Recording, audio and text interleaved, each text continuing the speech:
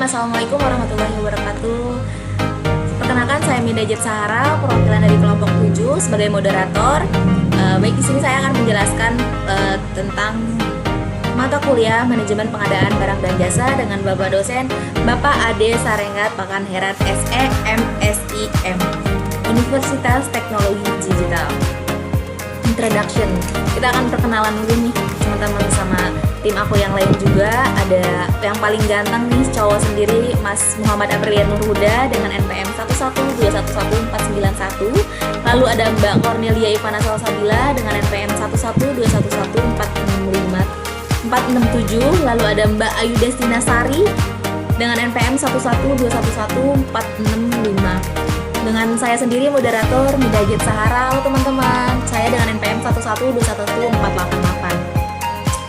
Langsung masuk ke materi pertama tentang korelasi praktek pengadaan. Korelasi praktek pengadaan apaan sih itu? Pengadaan itu mengacu pada hubungan atau keterkaitan antara berbagai faktor yang mempengaruhi proses pengadaan barang dan jasa. Faktor-faktor ini dapat meliputi kebutuhan organisasi, strategi pengadaan, pemasok, kondisi pasar, regulasi, hingga resiko yang terkait.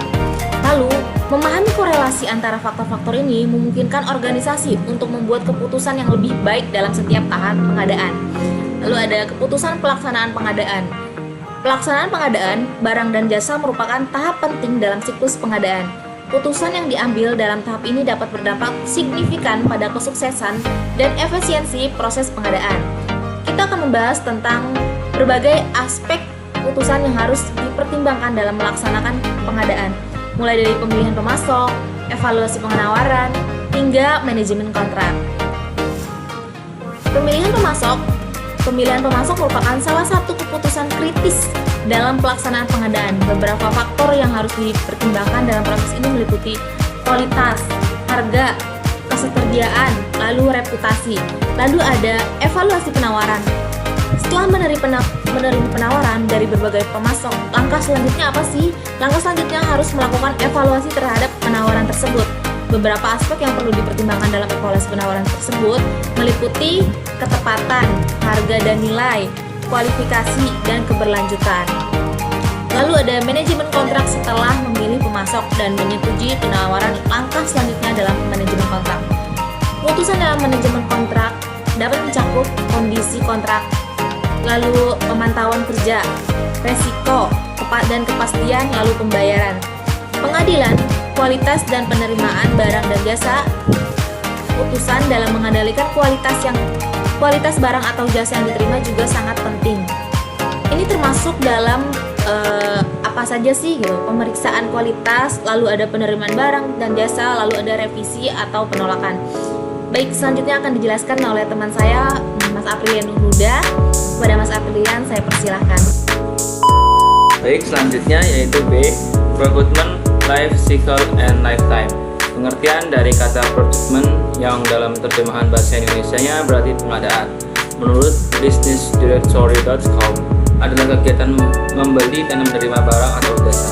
Proses ini dimulai dari persiapan barang atau jasa apa yang ingin dibeli hingga persetujuan untuk melakukan pembayaran ke pihak ketiga. Dari Wikipedia, proses rekrutmen atau pengadaan merupakan kegiatan menerima atau mengakuisisi serta membeli barang ataupun jasa dari pihak luar. Atau pihak luar ini dapat berupa perorangan, perusahaan penyedia jasa ataupun barang yang dibutuhkan oleh perusahaan. Tujuan utama bagi rekrutmen sendiri dalam suatu perusahaan adalah bagaimana cara mereka mendapatkan barang atau jasa yang diperlukan perusahaan dengan harga, layanan purna jual, kualitas, kuantitas terbaik yang sesuai dengan kebutuhan perusahaan atau organisasi. Procurement Life Cycle and Lifetime. Terdapat beberapa faktor untuk memutuskan dari mana suatu barang atau jasa dibeli. Di antaranya adalah mengirim dan penanganan barang atau delivery and handling material. Referensi tingkat kepuasan terhadap barang atau jasa yang dibeli oleh pelanggan serta pengadaan harga di antara penyedia barang atau jasa, vendor atau supplier. Umumnya bagian procurement atau pengadaan sangat terlibat aktif dalam memutuskan barang atau jasa apa yang akan dibeli, termasuk dalam kondisi ketersediaan barang atau jasa tersebut relatif langka untuk ditemukan. Pengadaan langsung merupakan pembelian bahan baku, raw material, atau barang jadi yang berakibat langsung terhadap operasional dan keberlangsungan proses produksi, sehingga biaya yang dikeluarkan untuk pembelian jenis ini tergolong besar dan rutin dilakukan. Contoh, pembelian prosesor Snapdragon oleh Samsung untuk kebutuhan produksi smartphone-nya, atau pembelian tandan buah segar TBS dari petani oleh pabrik kelapa sawit untuk diolah menjadi CPO atau crude palm oil.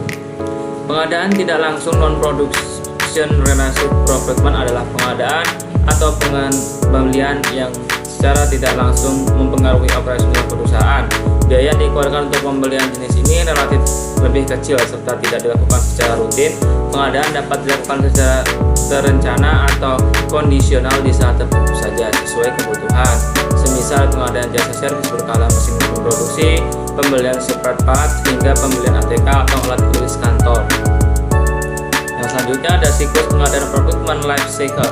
Yang pertama ada recruitment determination, yang kedua ada source determination, yang ketiga ada vendor selection, yang keempat ada order processing, yang kelima ada proses order monitoring, yang keenam ada goods received, dan yang ketujuh ada payment. Baik, yang berikutnya akan dibacakan oleh Cornelia Ivana Salsabila.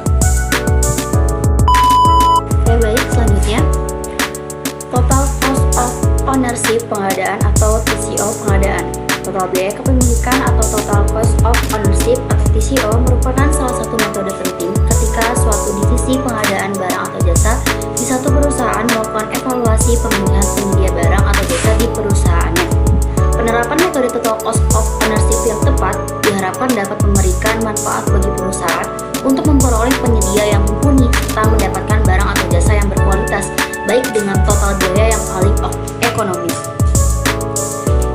1. After completion of this program, participant will be better able to memahami gambaran umum total cost of ownership, memahami input yang penting dalam menyusun perhitungan TCO sehingga menghasilkan output TCO yang valid dalam pengambilan keputusan, memahami cara kerja model total cost of ownership, memahami dampak waktu terhadap perhitungan total cost of ownership, memahami perhitungan total cost of ownership pada berbagai jenis pengadaan barang atau jasa. Pentingnya menghitung TCO dalam investasi IT. Menghitung TCO dalam investasi IT memiliki beberapa manfaat penting. Pertama, TCO membantu dalam pengambilan keputusan investasi yang lebih bijaksana dan informasi. Dengan memperkirakan biaya total yang terkait dengan solusi IT, perusahaan dapat memperoleh pemahaman yang lebih baik tentang dampak finansial jangka panjang dari investasi tersebut. Hal ini membantu menghindari kejutan biaya yang tidak terduga dan memungkinkan perencanaan anggaran yang lebih baik. Selain itu, TCO memungkinkan perusahaan untuk membandingkan berbagai pilihan solusi IT dan memilih yang paling ekonomis. Dengan mempertimbangkan biaya pengadaan, biaya operasional, biaya pemeliharaan, dan faktor lain yang terkait, perusahaan dapat membuat keputusan yang lebih informasional dan rasional. TCO juga membantu dalam memperhitungkan keuntungan jangka panjang dan nilai pengembalian investasi (return on investment) dan sebenarnya dari solusi IT. Baik, selanjutnya akan dibantu dijelaskan oleh rekan saya yaitu Ayu Destina Sari Saimona. Selanjutnya yaitu Original Equipment Manufacturer atau OEM. Pada dasarnya, OEM sendiri merupakan singkatan dari Original Equipment Manufacturer yang berarti produk OEM diproduksi oleh sebuah perusahaan produsen, namun untuk kemudian dijual kembali oleh perusahaan manufaktur menggunakan merek lain. Istilah OEM sendiri mengacu pada perusahaan pembuat komponen yang akan dijual kembali ke perusahaan lain, di mana komponen yang dijual pada perusahaan manufaktur dapat langsung dijual kembali oleh perusahaan pembeli menggunakan merek lain atau mengolah komponen ini untuk diterapkan ke produk yang baru. Selanjutnya, kualitas produk OEM. Kualitas dari produk OEM sendiri tidak perlu diragukan lagi karena produk OEM bukan barang tiruan, di mana produk OEM memiliki standar yang tidak asal-asalan jelas jauh berbeda jika dibandingkan produk replika maupun KW. Masa pakai dari produk ini sendiri tergantung dari penggunaannya, di mana produk yang dijaga dan dirawat dengan baik, maka bisa saja masa pakainya melebihi produk original. Seperti contoh, produk suku cadang otomotif dengan kualitas OEM masa pakainya justru lebih lama jika dibandingkan suku cadang asli. Oke, selanjutnya mungkin ada beberapa pertanyaan yang sering dipertanyakan di dalam materi yang sudah dijelaskan tadi, yaitu pertanyaannya ada bagaimana hubungan antara evaluasi kinerja vendor dan peningkatan kualitas layanan atau produk yang diterima. Yaitu hubungannya adalah yang pertama ada penyaringan dan seleksi yang lebih baik. Evaluasi kinerja vendor membantu dalam mengidentifikasi vendor-vendor yang memiliki kinerja yang baik dan dengan standar yang diharapkan. Nah, yang kedua yaitu ada pengembangan kemitraan yang kuat. Evaluasi kinerja vendor memungkinkan pihak pengadaan untuk memberikan umpan balik yang konstruktif kepada vendor terkait dengan kinerjanya. Dengan demikian, hal ini dapat mendorong pengembangan kemitraan yang lebih kuat antara pihak pengadaan dan vendor.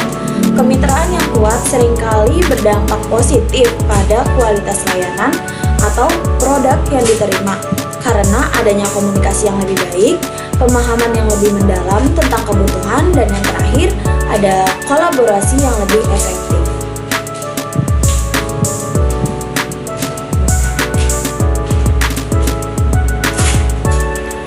Pertanyaan yang kedua, apa sih perbedaan Owen dengan Makon? Jawabannya, perbedaan utama antara Owen dan Makon adalah pada hubungan antara perusahaan yang memproduksi produk atau komponen dengan perusahaan yang menggunakan produk tersebut.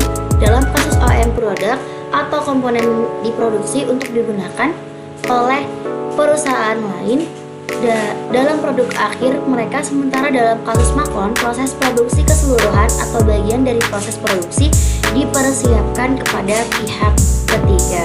Selanjutnya, seberapa penting kepatuhan terhadap kebijakan dan regulasi dalam pengadaan barang dan jasa? Jawabannya, keputusan terhadap kebijakan dan regulasi dalam pengadaan barang dan jasa sangat penting karena membantu mencegah penyalahgunaan kekuasaan, korupsi, dan praktik-praktik tidak etis lainnya. Selain itu, kepatuhan juga memastikan bahwa proses pengadaan dilakukan secara adil dan transparan, sehingga membangun kepercayaan dan integritas dalam sistem pengadaan.